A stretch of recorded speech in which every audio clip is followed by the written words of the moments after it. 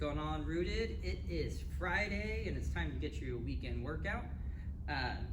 My goal for today is to give you a couple rounds of 3 different sections in a training session. We're going to do a core section, a strength section, and a metabolic or cardio section. My first round is going to be with an easy progression, and then my second round will be with a little bit more challenging progression for each exercise. Your job is to figure out which one best fits your ability or strength level, or maybe even your effort level for that day. You can mix and match. You can do easier progressions of some exercises and harder progressions of others so that you can tailor this to your specific needs that day. We're going to be focusing on our anterior chain. Since we lengthened it earlier in the week, we're going to now strengthen it. So the exercises are going to be focused on working the front of our body. We're going to start, like I said, with a core section to kind of get things moving, get things warmed up. Our strength section will be a little bit more demanding on us, and then there'll be 2 different metabolic or cardio options at the end. We can either do our echo bikes while you watch me suffer. You guys can go ahead and laugh. Or we can do some time swing intervals, which will help us complete our 100 swings for the day, since we're a week away from finishing up that little journey that we've been on. Okay? So again, do your best, focus on technique, focus on controlling each repetition. If you have any questions or if you need any additional information, feel free to reach out to me, and then let's get started. All right, so for our core section, we're going to focus on dead bugs, planks, half kneeling halos, and prying goblet squats. Our squat is going to be the main lower body strength exercise that we do in our strength section. So we're going to work on getting our hips and our midsection ready to take on the demands of that exercise.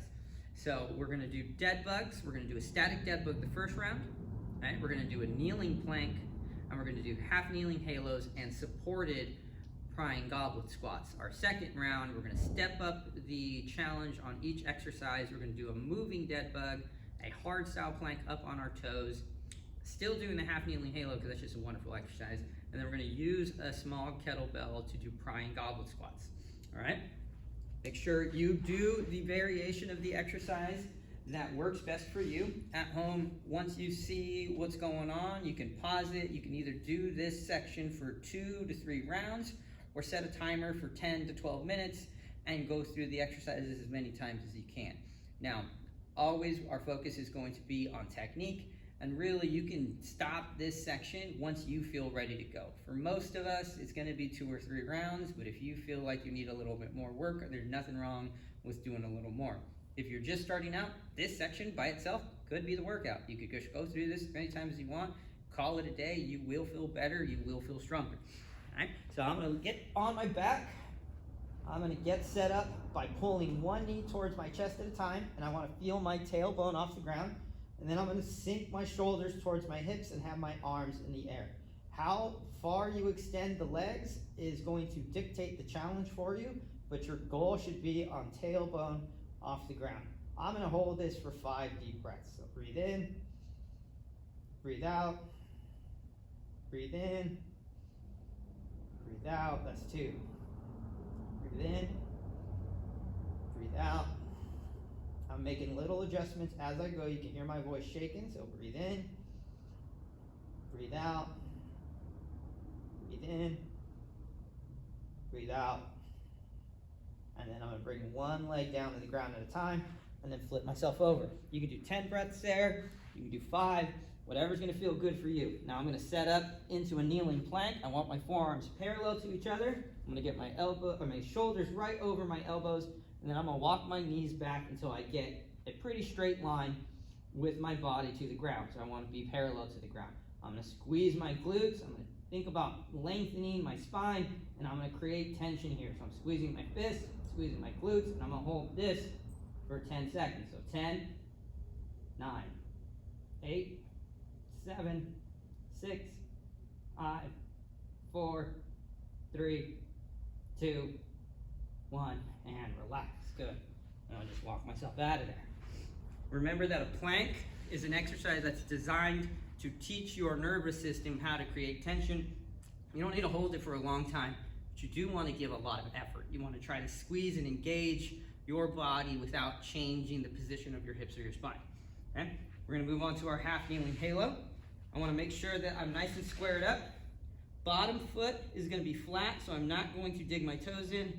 I do want to gently push the top of my foot into the ground, and then my other leg is gonna be at a nice 90-degree angle. I'm gonna hinge at the hips, grab the kettlebell by the horns, and then get it bottoms up. From here, I'm gonna tuck my hips and create a little bit of a rib crunch. So I wanna sink my rib cage down. You can do that by doing a hard inhale and then a hard full exhale, and you will feel your rib cage crunch. I'm gonna go 3 reps each side, but I'm gonna go all the reps in one direction. So I'm gonna go over my right shoulder and then pull back into the center. I wanna focus on the tension in my midsection. I do not want to allow the kettlebell to pull my ribs up, so I'm really sinking down, and then I'm gonna go the other way. I'm gonna breathe in, breathe out. Breathe in, breathe out. And then I'm gonna safely put the kettlebell down and then do everything on the other side. Right. Set up with a good hinge, tuck, full exhale out, and then do my halos. And I'm doing all 3 reps in one direction before I switch. Most of you are going to be able to hear my shoulders cracking, and that's a good thing, right? I'm figuring out how to move them. You hear that last rep? There was no noise. Okay? I'm trying to get all the creaking and the cracking out of the way before I actually start doing the hard stuff.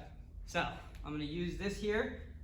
If you're going to do this at home, make sure that whatever you're using to support your body can handle your load or your weight, and then we'll go from there. Okay? So I'm gonna get my feet shoulder width apart with a little bit of turnout in my toes. I'm gonna hold on to something, and I'm going to sit back into as deep as a squat as I can. Once I get here, I'm gonna start prying and moving my hips around. I'm gonna focus on keeping my feet flat. I don't want them to roll up. I don't want to come up onto my toes. I want hip mobility here. So I'm anchoring my feet and moving my body around. I'll hang out at the bottom for a few seconds, move around, explore, drive my knees open, sink down a little lower, sit my spine up. And I'm trying to figure out, where do I have tension, tightness, where do I feel like I can't create pressure in my spine? And I want to get better at squatting with a little bit of help from something in front of me. All right, that's one round. Didn't take us very long at all. If you're moving at a good pace, these things should not take a long time. You're trying to go from one exercise to the next, but you don't ever sacrifice technique or control. So we're back to the dead bug. Now I'm setting up now. I want to make sure my tailbone's off the ground. This will be the next step, so a little bit of a harder progression. Left leg's coming down, right arm comes down as well. I'm looking for opposite arm and leg to move at the same rate. When I bring my limbs back to the center, I want to make sure that my tailbone is off the ground. That's what I'm working on. Shaking is okay.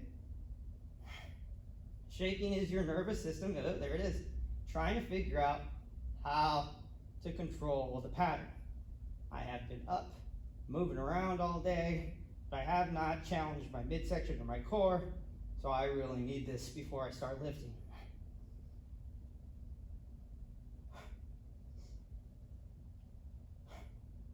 Five on each side. Bring your feet down to the ground one at a time. Flip yourself over. We're going to do a hard cell plank. You want shaking here. You want effort. So I'm setting up my forearms parallel to each other. I'm getting my torso parallel to the ground. I'm going to tuck a little bit with my hips, stick my chest out, and then I'm squeezing my thighs, squeezing my butt, and I'm driving my elbows down towards my feet. And I'm holding for 10, 9, 8, 7, 6, 5, 4, 3, 2, one, and relax. All right, we're going right back to that half kneeling halo. Set yourself up. Good. Back foot's flat. Got good 90-degree angles. Hinge at the hips. Grab the kettlebell by the horns. And then come up. Rib tuck. Full inhale, exhale. Let those ribs sink down. Stay tall. And then we're doing 3 halos.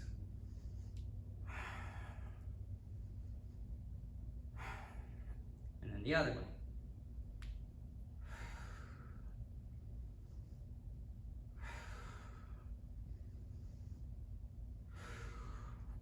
Put the bell down safely. Switch sides. Hinge down. Grab by the horns. A little bit of a hip tuck. Inhale, exhale. Get tall through your posture. And then halo. A big pop on that one.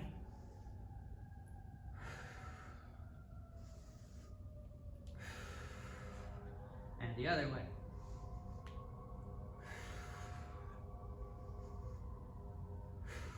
One more. And then put them down. Shake it out real quick. Now, the second variation of our prying goblet squat is going to be with some weight. So I'm going to get my feet into the same position. Come down with a good hinge, nice long spine, and I'm going to pick this weight up safely.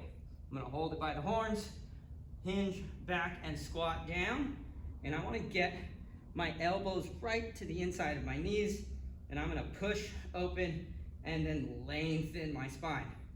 Again, I'm trying to create space in my hips. I want to keep my feet flat since this is a hip mobility focus, and then when I'm ready to come up, I take a breath in, and then a hard breath out. And we'll do 2 more.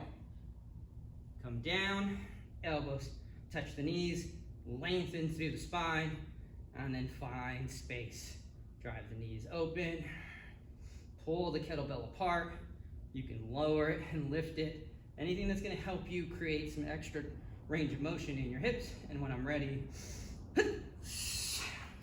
1 more.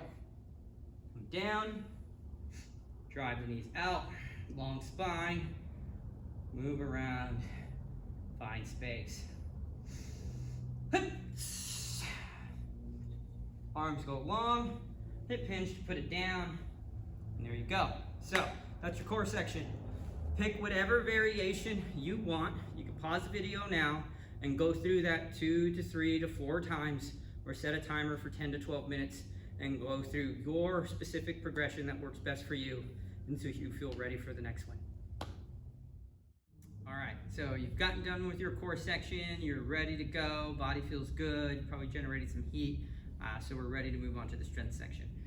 You're gonna need a bench, a kettlebell, a resistance band of some sort. So at the gym, you'll find a bunch of TheraBands, which are these kind of cloth-looking rubber bands, or a little wider rubber bands. They should have a knot around them. They're usually hanging up on the hooks. If you're at home, they make mini stretch bands for hip work. Don't use the cloth stretch bands. They tend to be a little bit too high on tension for what we're looking for today. Or you can just do the variation of the exercise that doesn't use any resistance, which I'll show you on the first round. And so we're going to do a front foot elevated split squat, a hinge base goblet squat, or a bodyweight squat. First round will be a bodyweight squat. Rocking push-ups or push-ups. So first round will be rocking push-ups, second round will be push-ups. You can also elevate them, whatever variation of a horizontal push you feel confident in doing. And then we're gonna do cross crawls on the first round, and then band resisted hip flexion. So we're gonna work deep knee bending on the front foot split squat, shallow knee bending, but high load or heavy load on the goblet squat. So we don't have to worry about range of motion so much on this specific variation of the squat, because we're gonna get a good deep knee bend on our front foot elevated split squat. Then we're gonna do some horizontal pushing and then some cross crawling. The cross crawling and the band resisted hip flexion are gonna work our hip flexors. Front foot elevated split squat is gonna get our knee to work, but also hit our quads. Hinge-based goblet squats going to hit our quads and our hips and core a pretty significant amount, and push-ups are going to work our shoulders, chest, and core. So we're going to start off with front foot elevated split squats, move on to body weight squats on the first round, rocking push-ups, and then cross crawling.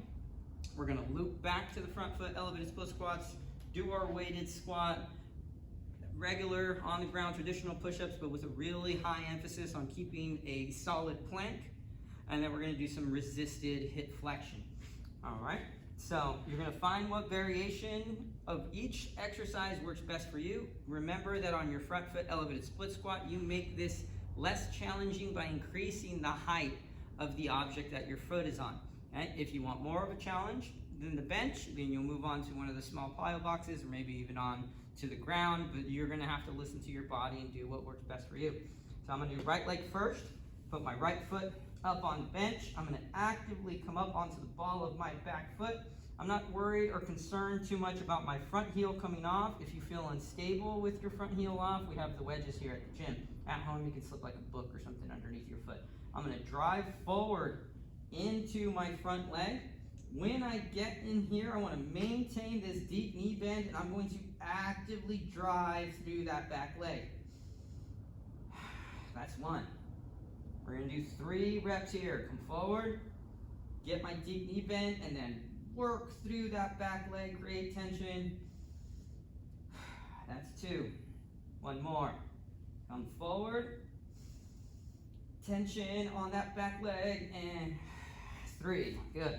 I'm gonna shake it out, do the other side. Get set up, come up on actively onto the ball of my back foot, push myself forward, get that deep knee bend. That's why we don't have to go so deep in our squat after this. And I'm gonna drive that back leg, try to straighten it out, create all kinds of tension, and then come back. Drive forward through the back foot, get that deep knee bend, create tension and own this position here, get tight, and back. Last rep.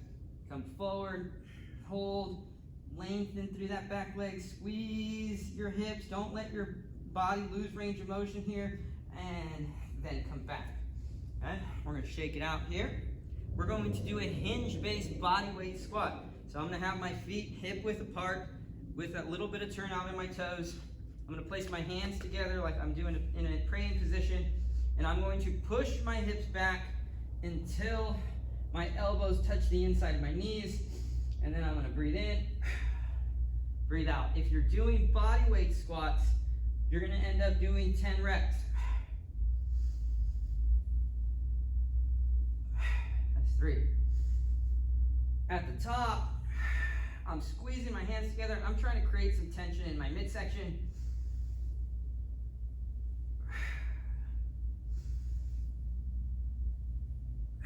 It's okay for me to leave my hips high because I got all my deep knee bending from my front foot elevated split squat. That's 8. That's 9.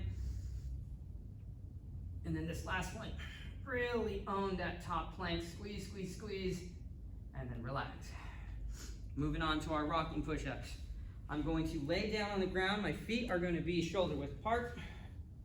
Hands are going to be right by my chest. I want to make sure that my forearms are vertical, so my elbows are pointing up towards the ceiling, not out. I'm pushing into the ground and back and sitting into my hips as far as I can. I then lower myself under control and then push back. Breathe in, breathe out. That's 3. We're going to do 10 here, because we're doing body weight.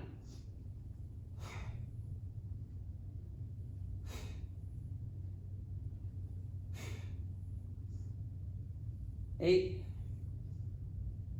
9, 10. I'm gonna work my way up. I'm gonna get tall, and we're gonna do cross crawls. So I'm gonna drive my left knee up, touch it with my right hand. Now, if these are easy for you, but you feel like you're not ready for the resisted one, or maybe you don't have that equipment at home, when you come up, you're gonna push your knee down while you drive your knee up, and you're gonna hold. And again, push knee up, so I'm resisting, I'm creating resistance and tension with my own body. I don't need equipment, and I can make this as hard, I lost my balance there, as I want. Push, push, push, push. Relax. We'll do 10 on each side, either easy cross crawls or ramp up or ramp down the intensity, however much you want. Once we get done with that, quick little shakeout, and we start back at the beginning. Foot's on the bench, actively lifting up onto the back foot, come forward and push through. When you start engaging that back leg, some of us will want to lift out of that front knee bend. I want to stay down here, and I'm pushing back with my front foot as I drive forward, trying to kind of sandwich myself between the tension I'm creating. And then back, that's 2, 1 more. Come forward, create tension, squeeze, and then move back. Quick little shakeout, and the other side. Active on the back foot, tall through your torso, drive forward, deep knee bend, try to straighten out that leg, squeeze, squeeze, and back. 2 more. Forward, tension, tight, tight, tight, and back, and last one. Tension, squeeze, squeeze, squeeze, and good. Shake it out. For our second progression, so we're going to jump up in challenge. We're going to do a weighted goblet squat. We're still going to keep that hinge base, so we're not going to get too low. This is going to put a lot of stress on our core. It's going to really challenge our glutes. Make sure you come down to the bell with good technique, nice long spine. Big deep breath in, hard breath out, and then catch it at your chest level. Find vertical, create tension. I'm going to lock in, push my hips back, get elbows to knees, and then get tall. Find tall and tight. 2 more reps. Last one.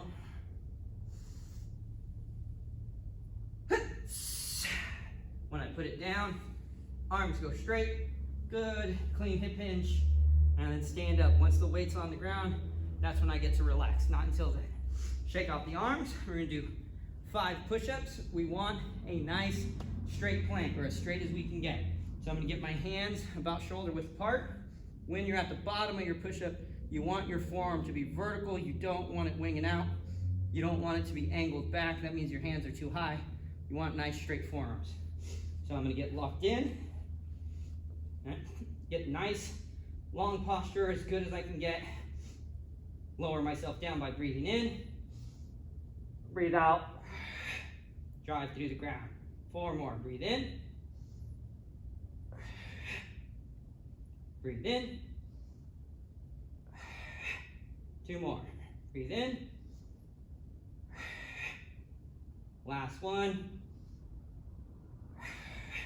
And 5. Take those arms out. Get your band. Get this around your feet. And then get something to help you balance. Don't worry so much about balance here. If you don't have anything by you, really just focus on that anchor leg. I'm gonna pull my foot up actively, like I'm holding like a bucket of water on my big toe, and I'm gonna drive this knee up and then come back down. We're gonna do 5 on each side, really working to pull that knee up and drive that base leg. So my left leg, I'm pushing down hard, and relax, good. Once I get done with 5 on that side, I'm driving right leg down, getting tall, pull that left leg up, and then come down.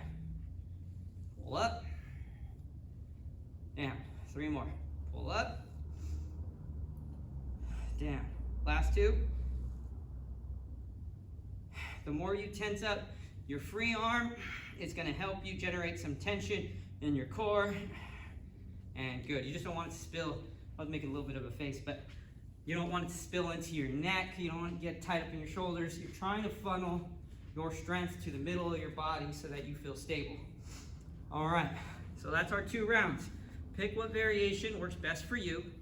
I like to do density blocks, so I like to set a fixed amount of time and then go through my exercises with a good pace for as many rounds as I can in that amount of time.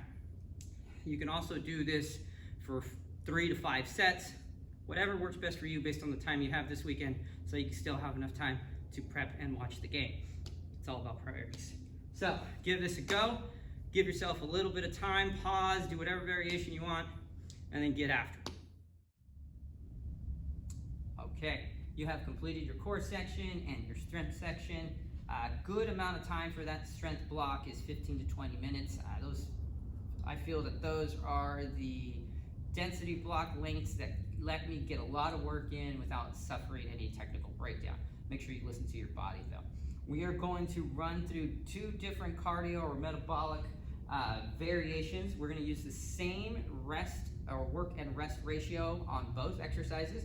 I'm going to do 3 rounds of 15 seconds of work, 45 seconds of rest, 2 hand kettlebell swings. We're going to do that together. I suggest going from anywhere between 5 and 10 rounds on your own so that you can complete your 100 swings. Make sure you listen to your body and make sure that you're keeping good, strong swing technique throughout the whole thing.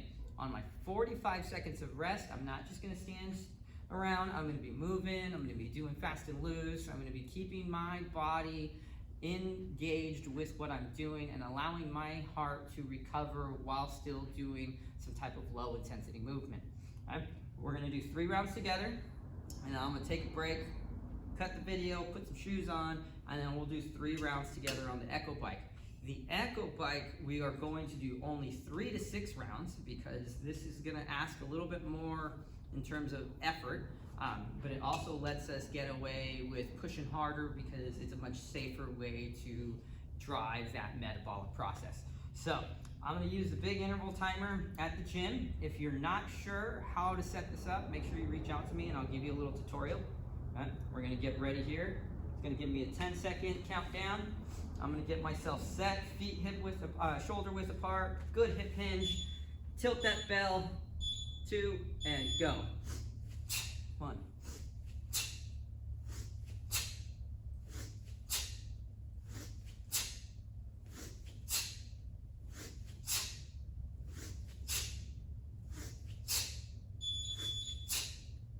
All right. 15 seconds takes, 10 swings take about 15 seconds. If you are in the middle of a swing and that timer beeps, don't stop, finish your swing, and then put the kettlebell down safely. Taking some deep breaths, moving around, shaking the tension out, getting ready to roll for the next round. This little bit of active movement helps to alleviate stress through your nervous system, and it helps your heart recover. I got 10 seconds. I'm setting my feet again, getting into my hip hinge at 5, 4, 3, 2, and go.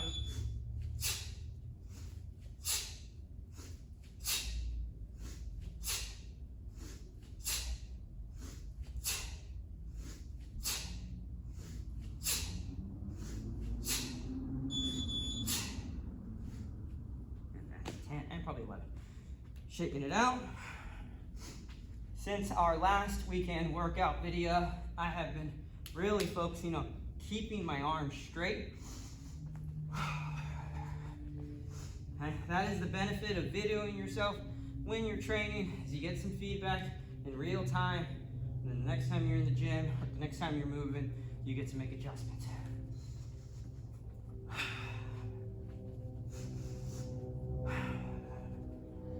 All right, 10 seconds, set my hips, set my stance. 5 seconds, get into my hinge, tilt the bell, lock my lats in place. 2, 1, and go.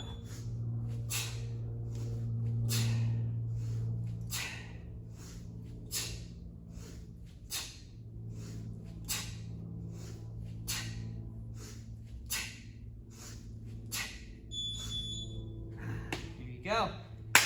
That's 3 rounds of swings. Remember, do 5 to 10 rounds on your own.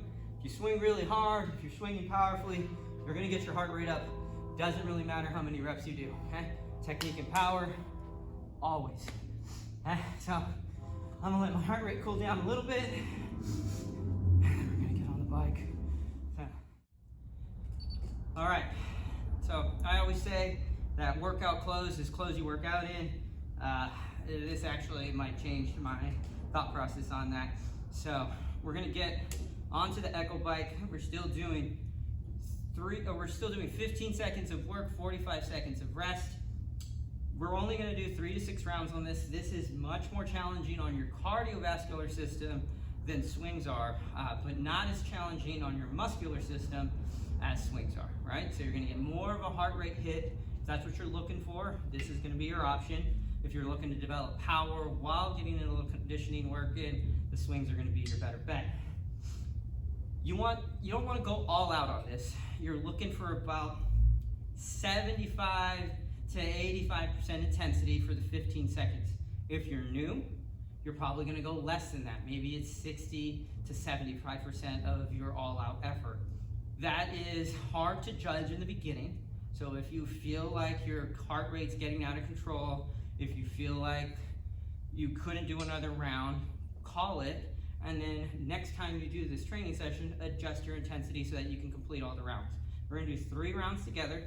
When the timer beeps, I'm going to get off of the bike, take some slow, long, deep breaths, and then I'm gonna do the same thing, and I'm going to just move around. I'm probably not gonna be hearing me talking very much between the rounds because I'm gonna be focused on trying to get my breathing back. All right, excuse me. So I'm gonna set the timer like we've been doing. I could do this on my watch, but I'm gonna be too tired to focus. So setting it, we got 10 seconds. Ready when you are. 5, 4, 3, 2, 1.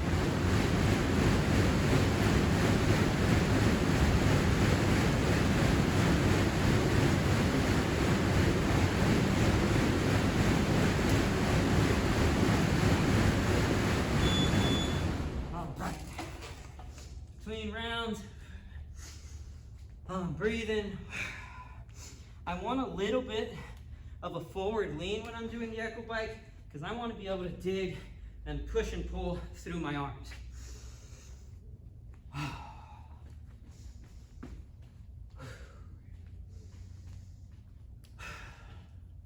You could be adding some resets in. You could sit down. I don't suggest it, but if you need to get to the next round, that wouldn't be the worst thing in the world. Focus on your breathing. We're getting ready. We got 5, 4, 3, 2.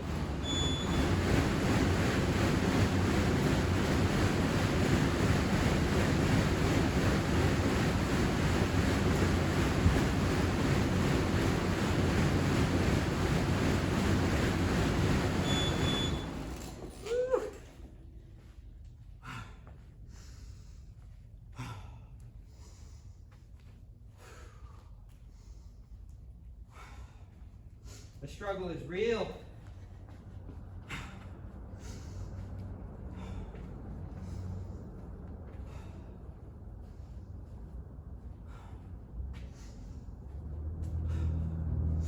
We got one more round.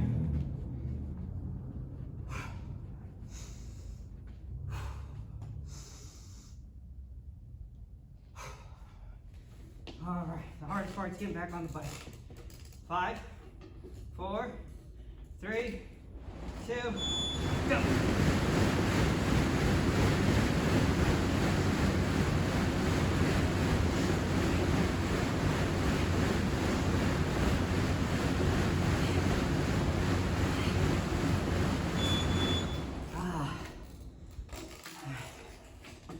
There you go. I'm gonna walk around and question decisions I've made with my life. Go Niners. I hope this helps you guys, and I'll see you next week.